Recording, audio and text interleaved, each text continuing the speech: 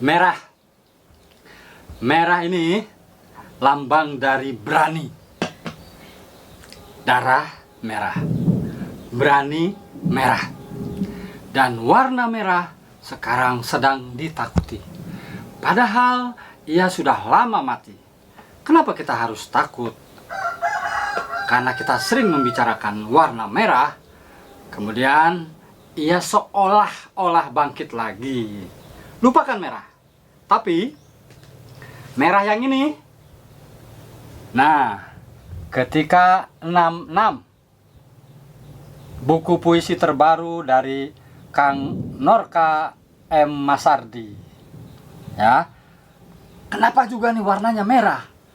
Tadinya saya pikir kalau tidak mencari tahu, 66 ini dekat sekali dengan 65. Kalau orang yang tidak membaca isinya, ini bisa kejadian buku ini di sweeping, di bredel, atau dibakar. Padahal tidak ada hubungannya.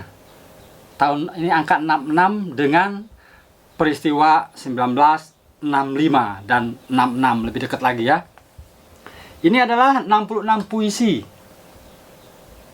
yang ditulis oleh Norka M. Masardi, persis diluncurkan, diterbitkan oleh Kepustakaan Populer Gramedia di hari ulang tahun penulisnya, yaitu 24 Februari.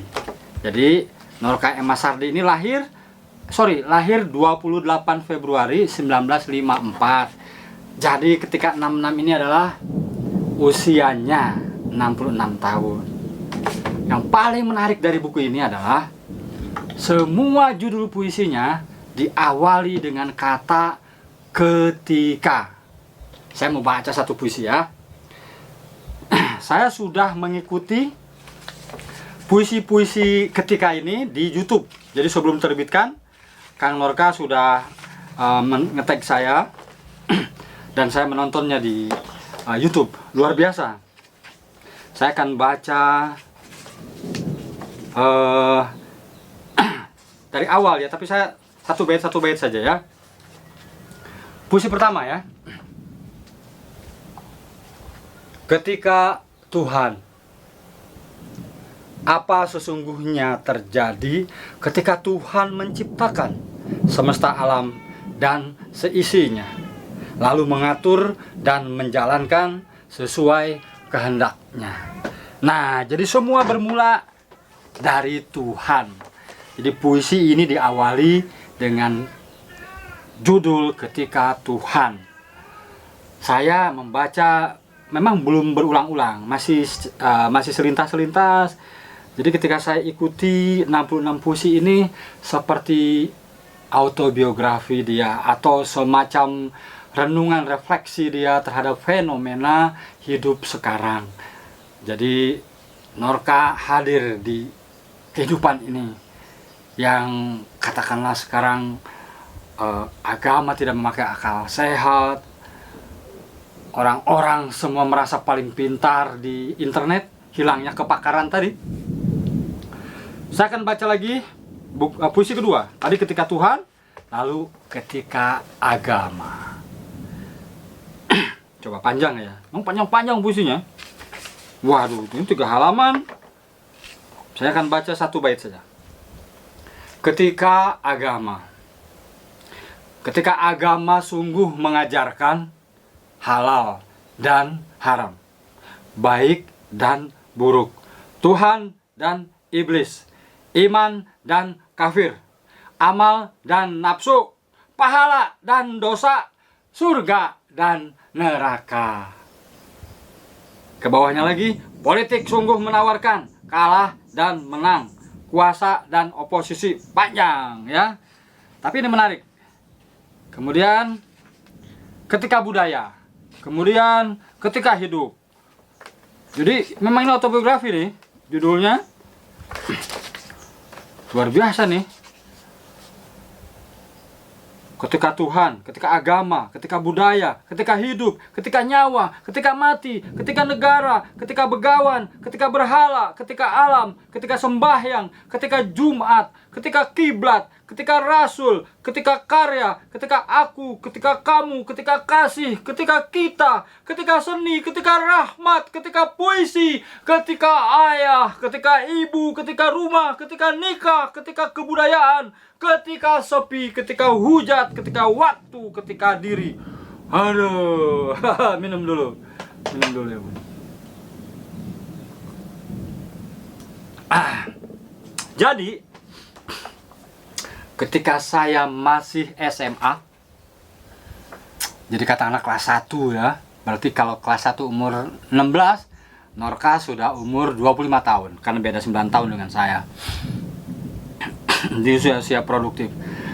Jadi nama Mas Sardi itu Adi Mas Sardi, Yudhistira Mas Sardi, dan Norka Mas Sardi. Kemudian saya membaca juga waktu itu Cassandra Mas Sardi kalau nggak salah. Saya mencari tahu siapa mereka. Saya hanya tahu bahwa mereka itu keluarga dari Subang. Dan saat itu belum ada internet sehingga sulit sekali untuk bisa berhubungan, berkenalan. Saya hanya membaca karya-karyanya. Saya ingat sekali ketika saya masuk ke majalah Hai, ada buku, ada serial judulnya Joni Garang yang nulis Yudhistira Adi Nugraha M. Mas Sardi. Nah, kemudian saya berkenalan dengan Yudhistira di acara Anugerah Budaya kalau nggak salah. Ini nih, sorot A. Yang mana ya? Anugerah, kayaknya yang atas tuh ya. Jadi waktu itu saya dapat anugerah dari Badan Bahasa, kemudian Yudhistira Adi Nugraha juga dapat anugerah. Saya berkenalan. Di situ pertama kali berkenalan dengan satu anggota keluarga Mas Sardi. Setelah itu internet menyatukan kami. Saya lupa ya, haiku kalau nggak salah, diluncurkan di Rumah Dunia. Mulai saya berteman dengan istrinya Rani Mas Sardi, dan intens sekali kami di Facebook. Apalagi ketika mereka berteman dengan Nanang Gani. Nanang Gani ini teman sejawat saya di RCTI. Jadi kami makin akrab. Nah, yang paling menarik dari Norka dan istrinya Rani Mas Sardi ini, saya senang sekali dan mengagumi betapa mereka harmonis. Pengalamannya banyak ya. Saya belum begitu tahu keluarga Rani, tapi setahu saya waktu itu mereka ada di Eropa ya. Saya pernah lihat di, kalau nggak salah di koran ya, tentu di koran Kompas. Kalau nggak salah cerpen-cerpen Rani Mas Sardi juga pernah saya baca di Kompas. Koreksi kalau saya salah ya. Jadi wah, saya membayangkan keluarga Mas Sardi itu sesuatu yang tidak bisa saya sentuh lah, sangat jauh. Tapi tiba-tiba dia dengan Nanang Gani, Jody Yudono, dan Rani Mas Sardi datang ke Rumah Dunia meluncurkan kumpulan puisinya haiku, kumpulan novel Jody itu lupa, Paijo dan siapa gitu. Nah, jadi betapa penting keluarga itu. Kalau saya punya teman keluarganya berantakan, saya tidak membenci, tapi saya kadang-kala prihatin. Seharusnya mereka bisa lebih baik, karena yang dituliskan di novel, di puisi itu sesuatu yang mencerahkan pembacanya. Nah, kalau sampai si penulisnya kemudian tadi itu ya, kalau dia punya keluarga lalu tidak harmonis, kadang-kala saya prihatin. Tapi selalu saya doakan mudah-mudahan itu bukan bagian dari karakternya. Tapi kalau itu sudah menjadi karakter, kadang-kala saya bingung. Kenapa karya tidak bisa dipisahkan dari penulisnya? Atau kenapa karya harus dipisahkan dari penulisnya? Saya berada pada posisi sebaiknya karya tidak boleh dipisahkan dari penulisnya. Karya adalah cerminan hati dari penulisnya, termasuk juga pikirannya. Nah, Norka Mas Sardi, ini buku-bukunya ya. Ini September. Nah, ini memang terkait nih ke peristiwa Gestapo nih. Nih ya. Nih masih ada lagi Straw, ini roman psikotriller, ini novelnya ya. Straw. Rani juga bikin rainbow cake Nistro. Nah, saya dapat kiriman 2 sebetulnya nih. Setelah 17 tahun. Ini diterbitkan oleh Gramedia tahun 2016 kalau nggak salah. Ini yang baru tadi ya, saya dikirim 2. Nah, ini Hai, aku send to you. Menarik nih. Orang taunya haiku itu jenis puisi di Jepang. Terus, nah, 180 sebuah novel. Ini Kaki Langit Kencana. Ini yang nulisnya berdua dan aneh ini. Nggak kelihatan ya. Muhammad Cevi Abdullah dan Norka Emasardi. Kelihatan nggak nih? 180. Coba close up. Yang jadi kameramen putra ketiga saya. Nah, jadi yang ingin saya sampaikan di puisi ini hampir sama dengan Wayan Jengki Sunarta. Jengki di epilognya menulis begini ya, dikutip satu paragraf. Puisi-puisi dalam buku ini dibangun dengan sintaksis puitik yang sederhana, sehingga, wes ada petir nih. Backsound, bentar.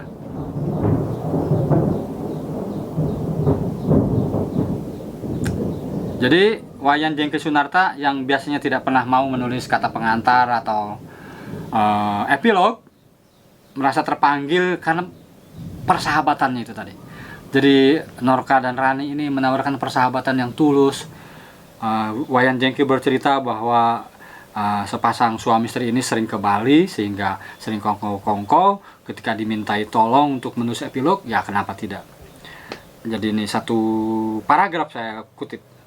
Puisi-puisi dalam buku ini dibangun dengan sintaksis puitik yang sederhana, sehingga membuka peluang bagi siapapun untuk menyelami dan menghayati keindahan serta kedalaman renungannya. Oke. Nah, sorry, minum lagi. Nah, buku puisi ini memang diniatkan tidak untuk mengejar estetik. Jadi ini kalau misalnya diadili dengan pendekatan satu teori, misalnya teori sastra, pasti ini akan banyak menuai kritikan. Tapi yang paling menarik dari buku ini adalah bagaimana Norka sebagai penulis yang serba bisa ya, merencanakan perayaan ulang tahunnya yang ke-66 dengan mempersembahkan 66 puisi yang dipersilahkan bebas kita renungkan.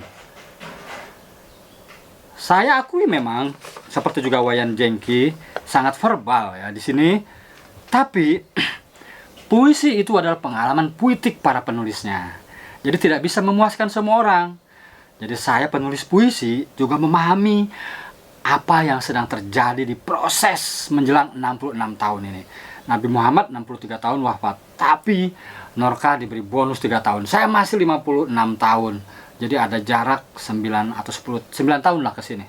Contohnya, ketika agama sungguh mengajarkan halal dan haram, baik dan buruk, Tuhan dan iblis, iman dan kafir, amal dan nafsu, pahala dan dosa, surga dan neraka.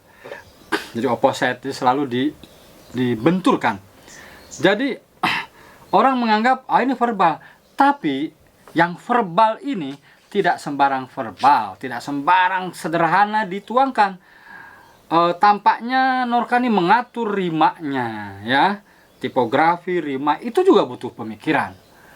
Jadi keindahannya masih tetap terasa. Nih, ketika agama menjadi politik, ketika politik menjadi agama, jadi repetisinya memang terasa. Tak ada lagi halal dan haram, tak ada lagi baik dan buruk, tak ada lagi Tuhan dan iblis. Nah, yang patut saya contoh dari Norka ini adalah bagaimana dia menawarkan satu profesi menulis yang harus kita pelajari ya, bahwa menulis itu bisa menulis puisi, menulis naskah drama, menulis novel, menulis laporan jurnalistik, bahkan itu ditekuni semuanya oleh Norka. Bahkan dia menjadi presenter, menjadi pemret majalah besar di Jakarta, pernah mewawancarai artis-artis terkenal. Ini komplit sekali Norka ini. Nah, itu yang ingin saya tiru dan sudah saya tiru walaupun tidak berhasil semuanya. termasuk juga saya menjaga keutuhan rumah tangga. Saya akan tutup perbincangan penulis dan buku ini dengan halaman persembahan yang membuat saya terharu, dan ini tidak mudah. Jadi buku ini Norka menulis di halaman dedikasi untuk Rani, kekasihku, istriku, ibu dari anak-anakku, nenek dari cucu-cucuku, sejak awalku hingga akhirku. Ada 5 baris dan saya baru nyampe 3 baris. Kamu? Baris pertama untuk Rani, baris kedua kekasihku, istriku. Jadi saya ingat Rumi kalau udah bicara kekasihku, istriku, cinta yang sudah transenden, vertikal, mahabbah, ibu dari anak-anakku. Nah, saya baru sampai sini. Kalau Norka sudah nenek dari cucu-cucuku, dan dia mengikrarkan sejak awalku hingga tiba akhirku. Luar biasa. Saya akan tutup dengan ketika mati. Saya tutup puisi ini juga menarik. Ketika mati, halaman berapa ini? Ketika mati 121 kalau nggak salah. Ketika mati, masih kuat A? Satu lagi ya. Ini udah berapa menit tuh? Sudah berapa menit A? 16. Oke, satu terakhir ya, penutup ya. Ketika mati 112.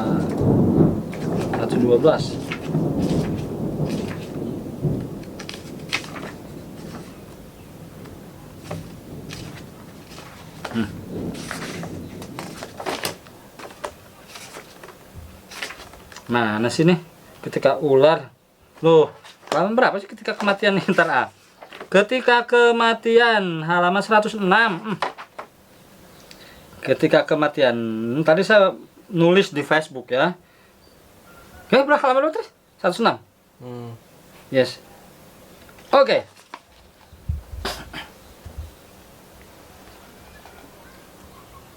Ketika kematian.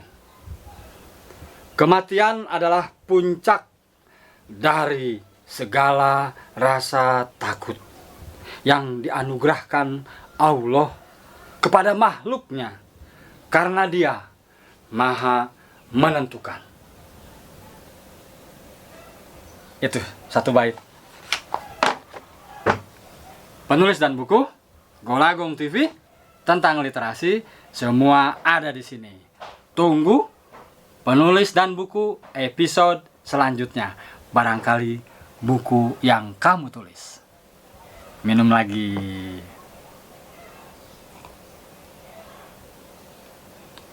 Merah darah.